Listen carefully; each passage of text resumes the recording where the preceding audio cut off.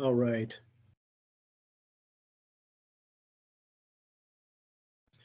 Alex, you can hear me okay? Excellent.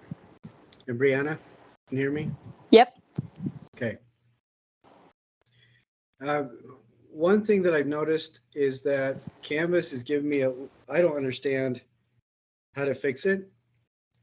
It's still, if you attended live, you get the points, but Canvas still shows that you have to submit an assignment.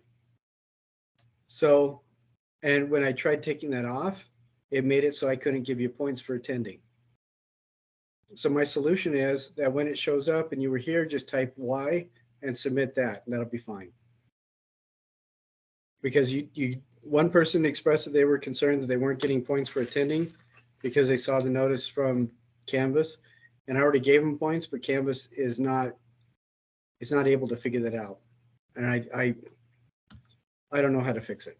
So good for a lot of things, good for most things, apparently not that.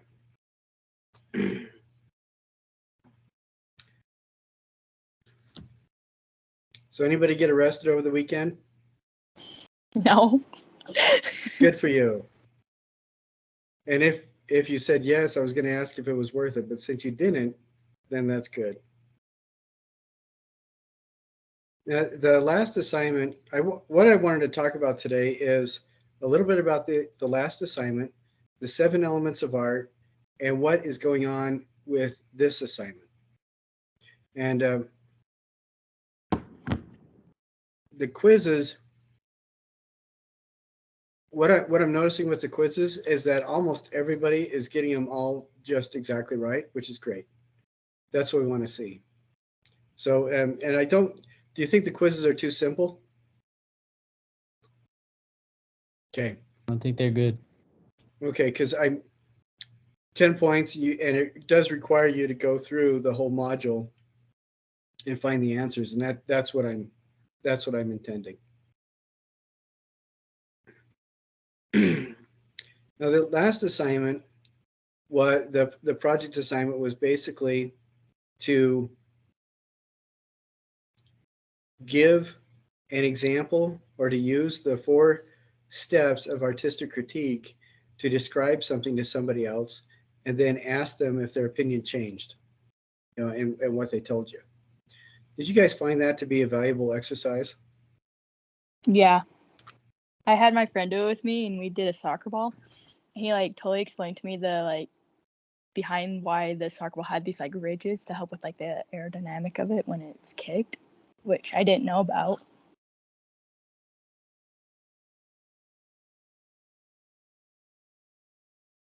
Now, you do understand that you were supposed to use the tools to explain things to them, right? Yeah, that's Okay. but this brought on a conversation of this, which blew my mind. I was like, "Whoa, I didn't know we were gonna go this way." No, that's really good. It's from my standpoint, I love these tools because they really open up your mind to seeing things that you had no idea was there all along.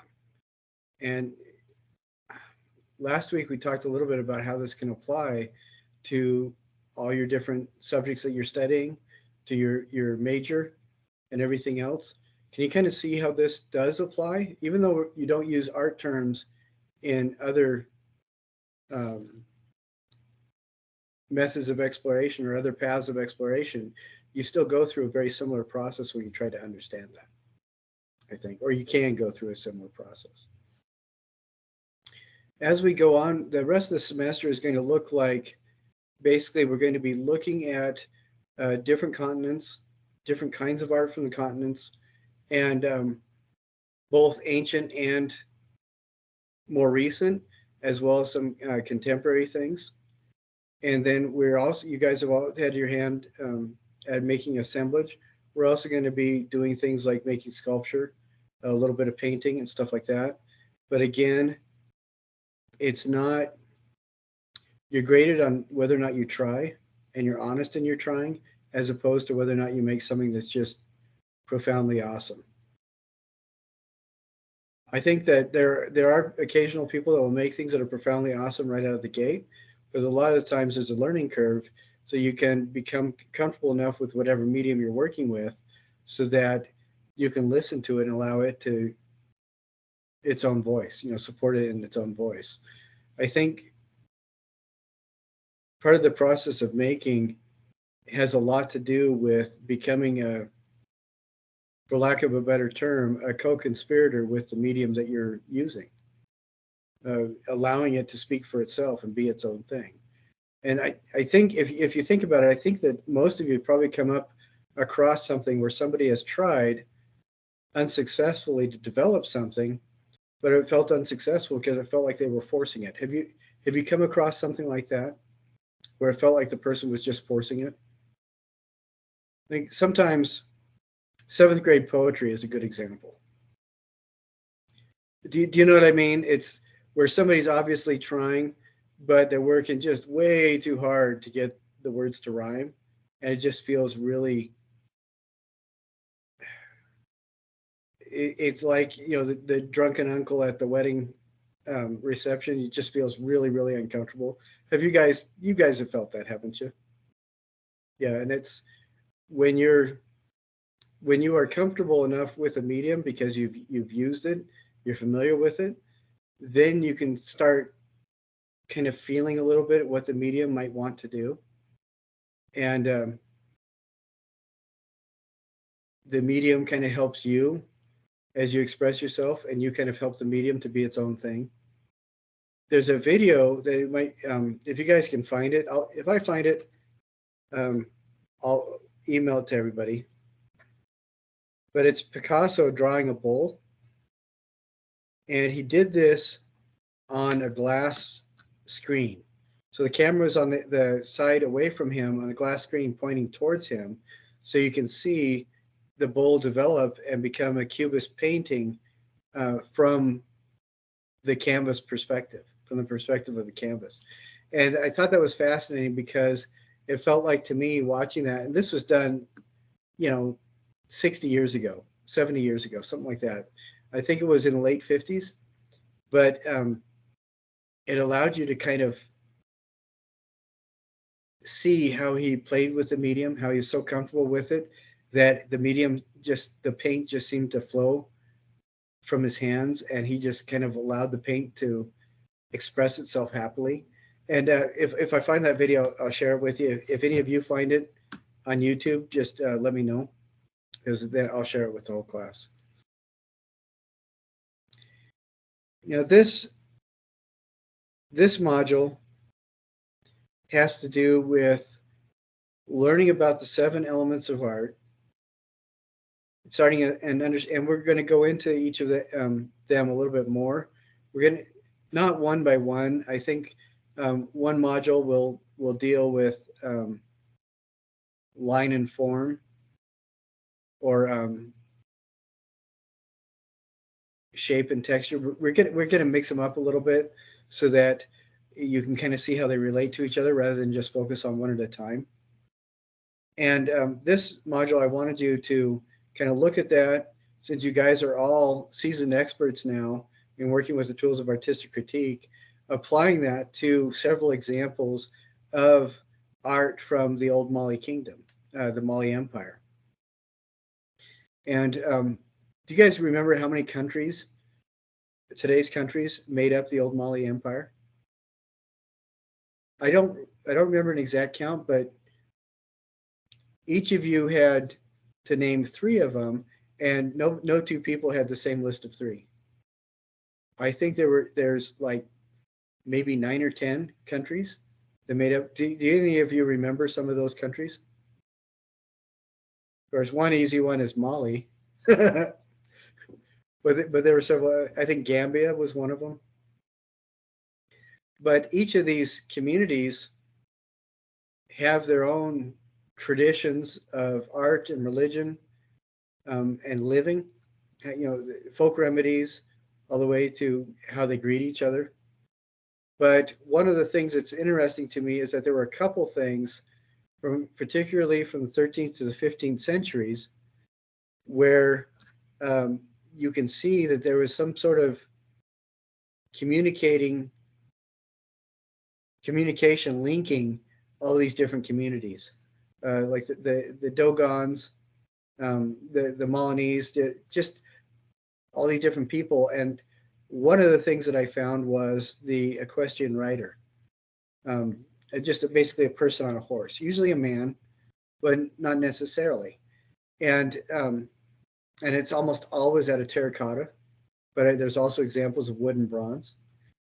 And what wanted you to do, what I'd like you to do, is use what you're learning to examine as many of those as you can find. And I think I've listed about 9 of them, maybe more, maybe 12. And it's obvious that there is a connection. But the trick is, as an artsy fartsy type person, which unfortunately that's who you are now. I'm sorry, all those social skills you learned from high school are out the window. You're going to be the person sitting by themselves on the outskirts of a dance, holding everybody else's purses, because you're an art person now. I'm sorry, that's the way it is. But because of that, you can articulate why these equestrian rider sculptures are so similar to each other, and you can start seeing the differences from earlier ones to more recent ones, and see what differences people or different choices people made as they were working with terracotta that is different than working with wood, that's different than working with bronze. And as we move on, learning how to articulate that, learning how to describe to somebody else why these things are similar is going to be a very useful tool. Uh, have any of you gone through the short videos on the 7 elements of art? Okay, a little bit. The 7 elements of art are usually listed in different orders, and that the order really doesn't matter. The reason why they're the order that they are is because each of those 3-minute videos was labeled 1 through 7, and that's the only reason. The elements are line, shape, form, texture, value, color, and space. And I'm going through them kind of quickly. I don't know if you'll notice that each of the modules I'll kind of introduce something, and then the next couple modules we'll keep touching on it a little bit more and a little bit more until you get to a point where you're more comfortable to talk about them. When we first mentioned the tools of artistic critique, if you guys want to embarrass yourselves, go back and look at that first discussion that we had and see how much better you are now, because you've already had experience describing or using these tools and describing something to somebody else, and you've done it well enough that most of you have really helped them to see how much they've been missing by not looking. So you're getting better at using these tools. But these 7 elements of art, I want you to watch those videos, and then I want you to look at the Molinese art that we're seeing, particularly, like I said, 13th to 15th century. That was the heyday of the Mali Empire, and see if you can apply those elements as a way to kind of direct your focus on what makes art from this period and this empire similar to itself. Even though you're dealing with, I think there's at least six different communities that produce the work that you guys are going to be looking at, you're still going to be seeing commonalities.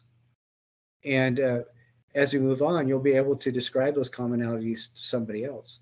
Saying for example, notice that this horse almost looks like, any of you familiar with Gumby? Okay, well, the horse looks a lot like Pokey, who's Gumby's horse. And you'll notice that the person who's riding it is vastly out of scale. They're almost the same size as the horse, but the important thing is the element of the rider and the horse, not necessarily making it realistic. Now, this is something that I want you guys to realize as well. Do you think people, our ancestors, were unfamiliar with relating things in a realistic perspective, or do you think they distorted things on purpose? Like Egyptians. I mean, you look at the Egyptian wall art and tombs. How many people do you know walk around like that, sideways walking with their flexed chest pointing towards you all the time? And there's not an awful lot of people that can even do that. But if you look at some of these tomb paintings, especially the genre paintings of uh, the person's estates in real life, you'll see that the birds and the plants look very realistic. The people in the fields look very realistic because they're doing their activities. The reason why the Egyptians distorted the human figure had to do with the canon of proportions that was used directly related to their religion and spirituality. And a lot of the times that's what you see art wise. You look at a lot of Byzantine and Renaissance paintings. Yeah, there's some stuff that looks a lot more realistic than others. But what's fascinating, or what can be fascinating, is you start realizing that people are showing specific things for specific reasons. If you look at 15th and 16th century Christian style or Christian themed art from England. So if we're talking about 16th century, this is right after uh, um, the dissolution of the monasteries, when England has declared itself Anglican or free from the Catholics. And King of England excommunicated the Pope. But you see a lot of imagery, stories of the Bible, stories about saints, things like that seems very contemporary, where people are wearing 16th century armor, 16th century clothing with 16th century textile designs. Do you think that was because they didn't think that Jesus grew up in any sort of different landscape? Well, it's because very specifically the people that made those paintings were not going for realism. They were, or historical accuracy. They were trying to give people contextual cues to remind them of everyday life so that they can envision themselves in those situations, in those Bible stories, or asking themselves, what would I do if I was in that same situation? If I was one of the people throwing rocks at the saints, would I still be in the mob, or because of who I am and what I know, would I be trying to help the saint get away from them? It was a choice by the artist that was taken very specifically so that people could put themselves in the space of those stories, asking themselves what they could do. How does that story relate to me? When you look at some of these old paintings, and by old, I'm, maybe 1,000 years old, the people are distorted. You look at ossuary paintings. Ossuary is a box that was done to hold, built to hold bones. Ossuary paintings of the Byzantine era and before, this is common in, let's say, Eastern Mediterranean. What people would do, since land was at a premium, so there weren't really a lot of spaces where you could just dig a grave and then let it sit. Arable land was rare and needed to be taken care of and used. And so what they would do is they would bury a body for about 2 years if you were wealthy, or if you weren't, they would boil the body, throw the flesh away and keep the bones. And Alex, I'm sorry, you probably just had dinner. And then they would take those and put them in boxes. And those boxes were called ossuary boxes. And then they would find a little cave to store the ossuary box. And this is how they would bury people. But a lot of the times in these caves or on the boxes, sometimes they would have depictions of the people. And there is a very stylized way of depicting people that they would use. Usually kind of bushy eyebrows, sometimes with the unibrow. The features would be very similar because there was a specific canon that they would use to draw a face. And some of them were more realistic than others, but the important part was that the differences would be the distinguishing features that people remembered about what that made that person unique in life. So if all your friends and family remembered you because you had a unibrow that just would not quit, then that would be the prominent feature of the portrait painting. In Colosseums in the old Roman Empire, you see a lot of graffiti where people would say things like, my gladiator is better than yours sucks, Gladius is a weenie, Maximus is awesome. You see all this type of graffiti everywhere, but it's done in a style that looks like it's hurried. It's scratched in with something sharp, like a rock or a piece of metal, and the distinguishing features are maybe a helmet here, maybe a specific type of sword, and then the name. And it's not intended to be realistic because basically you're defacing public property, so you've got to do it in a hurry. And the things that were realistic were the distinguishing features about that gladiator, like the helmet that was worn, that he or she would wear. And there were women gladiators, by the way, and some of them got pretty famous too. Or the weapon that they would use, like a trident or a sword or different things like that. And so emphasis has been given by our ancestors not necessarily on realism, but on the distinguishing features that called to mind either the stories about that thing that's being represented, maybe the unique marks about that thing that's being represented, or a spiritual or religious stylistic canonization of the human figure, for example. But it has nothing to do with our ancestors being stupid and not being able to do realism, because we do see examples of realism. I think some really good examples of beautiful realism are, if you look up Praxiteles, Praxiteles, he was a Greek sculptor that pretty much defined human beauty for the advertising community for the next 2,500 years. So, he had a pretty strong impact, and his stuff, a lot of it was very realistic. Going back even further, we can see in Palmyra. Palmyra is famous because, have any of you guys seen Raiders of the Lost Ark? Okay, Alex, thank you. Excellent. Raiders of the Lost Ark, the subsequent film, I think the third one in the series, The Last Crusade. Do you remember that where they go to the treasury that hides the Holy Grail? That red facade is actually in Palmyra, in Jordan, I believe. And there's a lot of stone sculptures of human beings that are incredibly realistic. So that was thousands and thousands of years ago. Anyways, I was kind of going off track, but what my point is that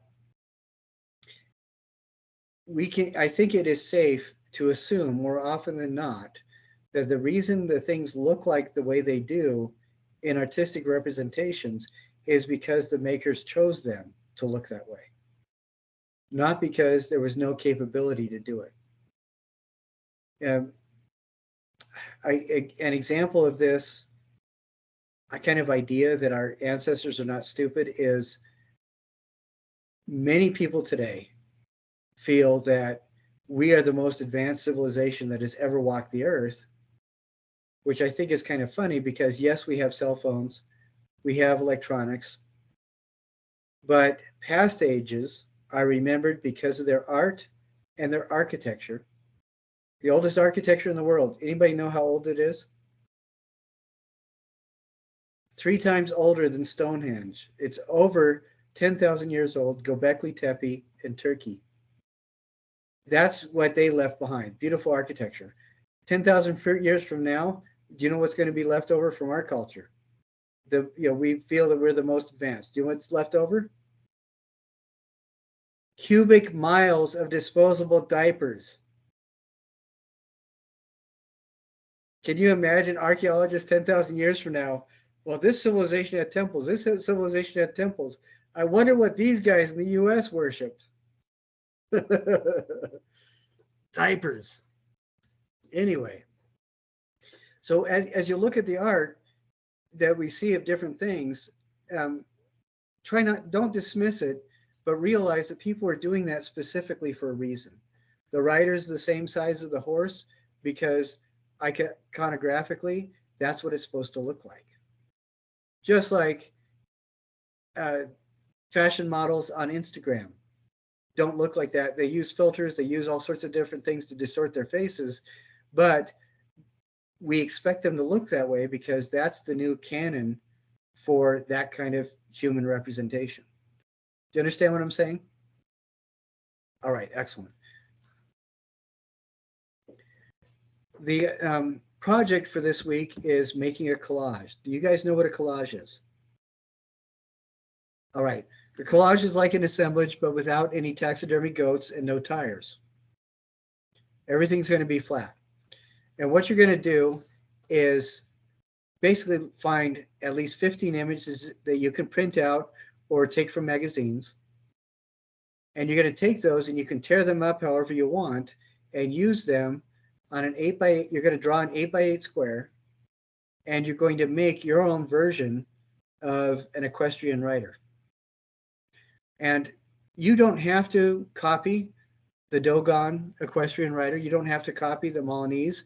You can make your own, but you have to use elements that you've torn from at least 15 different pictures. And if they're not all the same scale, that's fine.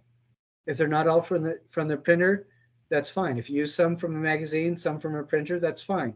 If you drew a couple of drawings yourself and tear those up, that's fine. But what we're going to be doing is, so there's going to be at least 15 pieces of paper that you're gluing down.